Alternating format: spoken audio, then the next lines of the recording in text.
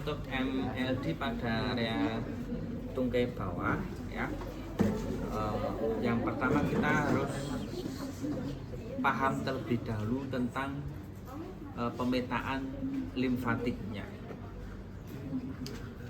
Untuk tungkai bawah ada dua jalur, yaitu jalur pengaliran limfe superficial dan jalur pengaliran limfe profunda atau yang aliran dalam. Untuk jalur pengaliran limfe superficial ya, nanti ngarahnya melewati di bawah kulit dari tungkai bawah menuju ke tungkai atas. Nah, itu yang pengaliran superficial. Tetapi untuk yang pengaliran dalam itu semua limfe itu kita alirkan menuju ke nodus popliteus. Itu adalah pengaliran dalamnya. Oleh karena itu, sebelum kita meng-MLD tungkai bawah, kita harus melakukan proximal pretreatment terlebih dahulu untuk nodus popliteus maupun nodus femoralis, nodus iliacalis maupun ductus thoracicus. Itu harus kita kosongkan. Kalau tidak, maka ada resiko nanti terjadi stagnasis, terjadi hambatan aliran di nodus popliteus. Ya, memang hambatan di nodus popliteus ini tidak berbahaya. Ya. Hanya mungkin dirasakan rasa yang kurang nyaman, terutama ketika pasien memfleksikan atau menekuk lututnya. Ada yang terasa seperti mengganjal. Berbeda dengan ketika kita melakukan MLD pada tungkai atas. Ketika kita melakukan MLD pada tungkai atas, kita tidak melakukan proximal pretreatment, arah MLD-nya salah, maka ada resiko terjadi genital edema. Ya, genital edema itu pada tungkai atas. Kalau tungkai bawah relatif tidak berbahaya ya. Ya, meskipun kalau genital edema pun sebenarnya juga tidak berbahaya, cuman ya gimana gitu aja lah ya, dibandingkan dengan tempat yang lain ya, seperti itu. Seperti hanya dulu mungkin Pak Yoga pernah cerita ada mahasiswi kita pemetaan limfe di tungkai bawah ini terdapat watershed. Watershed itu adalah batas aliran air.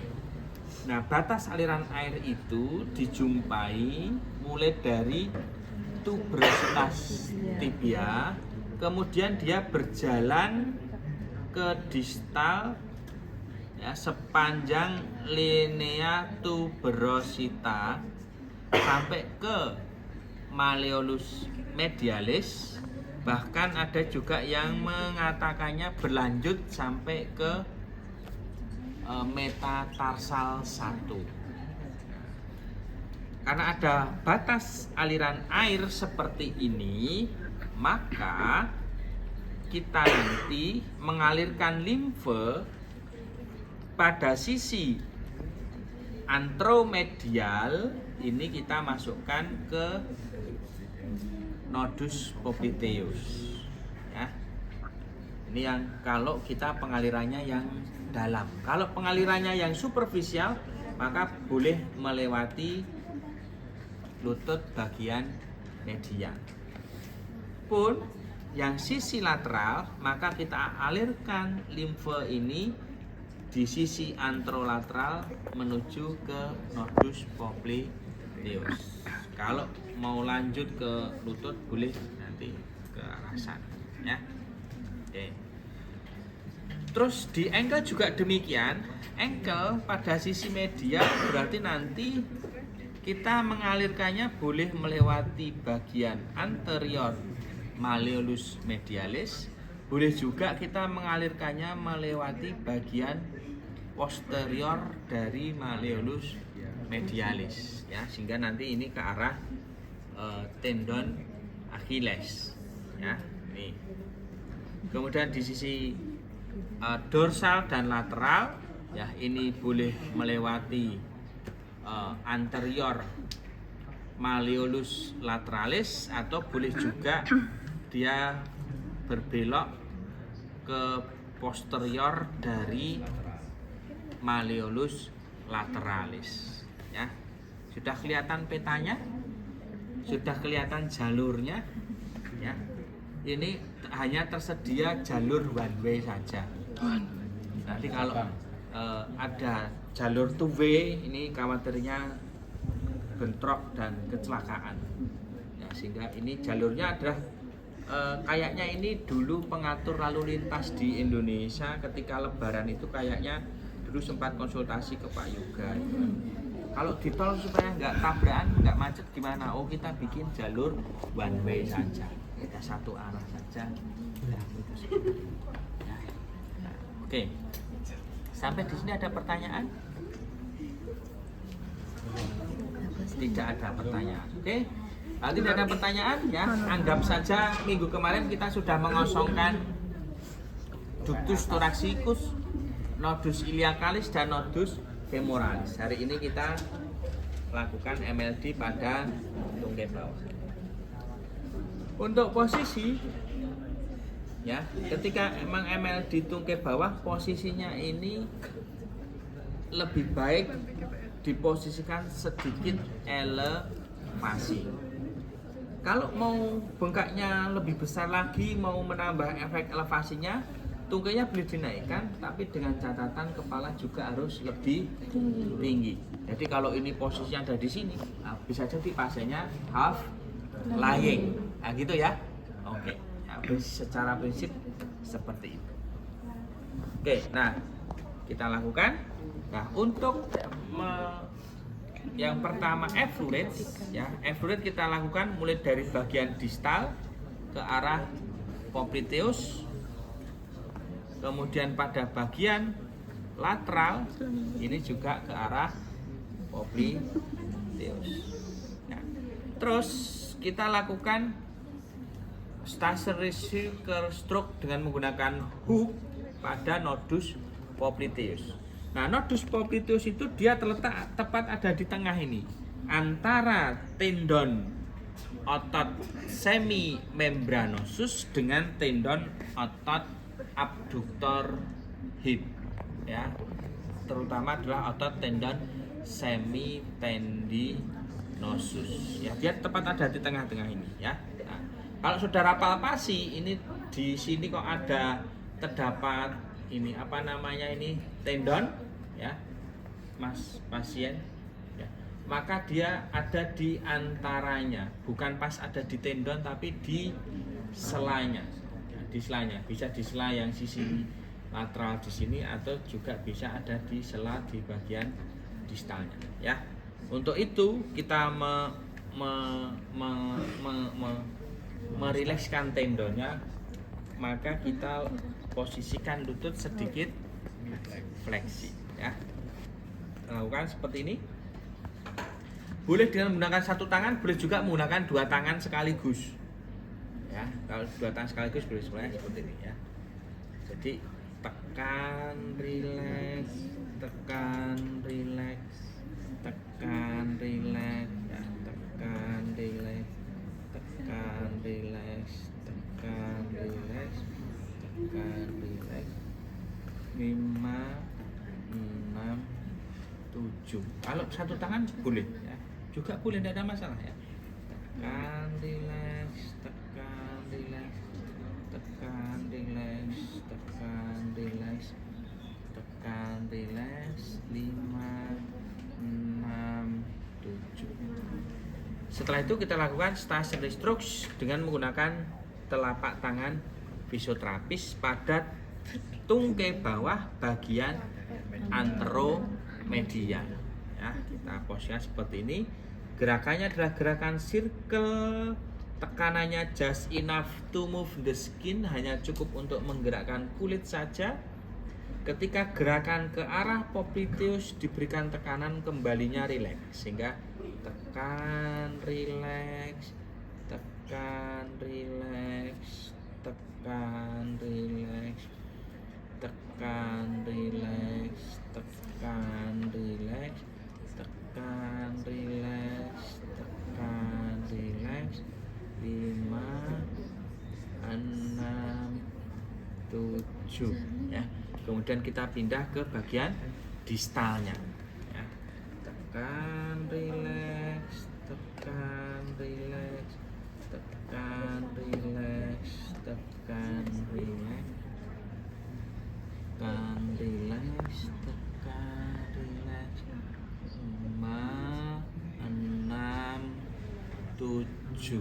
Oke, berapa banyak pergeserannya tergantung dari lebar tangan fisioterapis dibandingkan dengan panjang tungkai pasien. Setelah sisi antromedial, kita lanjutkan pada sisi antrolateral. Nah, pada posisi antrolateral otomatis pasien diminta tungkainya sedikit endorotasi ya. Kita lakukan gerakannya, gerakan circle melingkar. Ketika terjadi gerakan ke arah nodus popliteus diberikan tekanan, kembalinya rileks, sehingga tekan rileks, tekan rileks, tekan rileks, tekan rileks, tekan rileks, tekan rileks, tekan rileks, tekan rileks. 5, 6, 7. Kemudian kita pindah ke distalnya ya.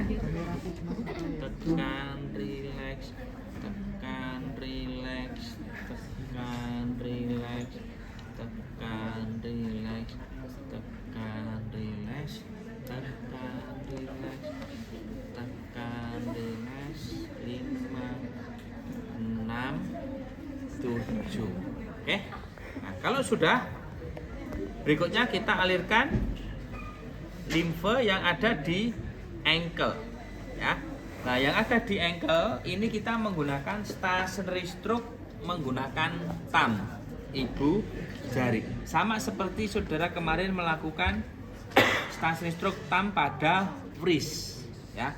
Gerakannya seperti ini ya, tekan, dorong, tekan, dorong, tekan, dorong, tekan, dorong, tekan, dorong ya.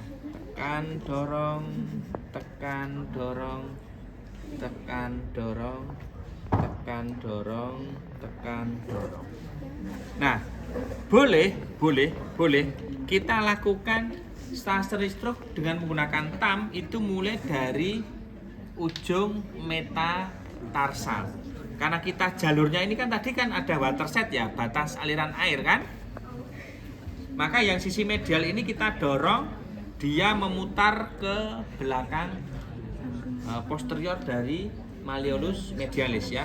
Jadi tekan, dorong, tekan, dorong, tekan, dorong, tekan, dorong, tekan, dorong, tekan, dorong, tekan, dorong, tekan, dorong.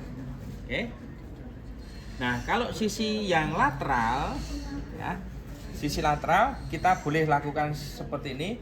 Tekan, dorong, tekan, dorong, tekan, dorong, tekan, dorong, tekan, dorong, tekan, dorong, tekan, dorong, tekan, dorong, tekan, dorong ya. Pun yang bagian dorsal pun juga boleh kita lakukan dari sini ya. Tekan, dorong, tekan, dorong, tekan, dorong, tekan, dorong, tekan, dorong, tekan, dorong, tekan, dorong ya. Oke. Terus berikutnya kita lakukan stationary hook ya. Hook ya, kita mulai dari bagian yang ankle ini. Nah, yang ankle ini ya, kita posisikan dia ada di sendi talocruralis. Jadi ujung jari kita ini diletakkan ada di tepat ada di distal dari malleolus ya. baik kanan malleolus lateralis maupun malleolus medialis ya, sehingga gerakannya adalah ke arah posterior, sehingga tekan dorong posterior, tekan dorong, tekan dorong, tekan dorong, tekan dorong, tekan dorong, 5, 6, 7. Oke, dilanjutkan dengan stationary strokes ujung jari pada intermetatarsal ya, 1 sampai 5. Boleh 2 tangan ya, seperti ini. Tekan dorong, tekan dorong, tekan dorong, tekan dorong, 5, 6, 7. Kemudian geser intermetatarsal 2 sampai 3. Nah, tekan dorong, tekan dorong, tekan dorong, tekan dorong, tekan dorong, tekan dorong, 6, 7. Dan pindah ke sisi berikutnya. 1, 2, 3, 4, 5, 6, 7. Dan berikutnya 1, 2, 3, 4, 5, 6, 7. Kalau mau menggunakan satu tangan, maka yang satu menahan telapak kaki, yang satu memberikan tekanan ya, seperti itu. Nah, oke. 1, 2, 3, 4, 5, 6, 7 ya. Oke. Terus berikutnya adalah kita lakukan hook ya pada bagian posterior malleolus, baik malleolus medialis maupun malleolus lateralis ya. Gerakannya adalah tekan, kemudian dorong ke proksimal, tekan dorong, tekan dorong, tekan dorong, tekan dorong, tekan dorong, tekan dorong, tekan dorong, 5, 6, 7. Kemudian pindah geser ke arah Achilles ya. Tekan dorong, tekan dorong, tekan dorong, tekan dorong, 4, 5, 6, 7. Nah, berikutnya kita lakukan stationary strokes pada jari kaki ya, sama ya, jari kaki kita lakukan stationary strokes. Nah, karena mungkin jarinya pendek ya, sekali aja mungkin bisa cukup ya. 2 dan 4 ya. Ini 3 dan 5. Kemudian yang 1 ya, cukup 1. Oke. Loh Pak, yang sampingnya ya biasanya kalau jari kaki sampingnya agak sulit. Jadi cukup bagian dorsal dan pelantar. Nah, oke. Berikutnya kita lakukan palm strokes. Nah, palm stroke masih kurang tinggi. Oke ya. Kurang tinggi lagi. Nah, kita lakukan palm stroke. Gerakannya dari sisi medial dan lateral ya, seperti ini. Jadi tekan, angkat, tekan, dorong, angkat, tekan, dorong, angkat, tekan, dorong, angkat, tekan, dorong, angkat, tekan, dorong, angkat, tekan, dorong, angkat. Saya ulangi lagi.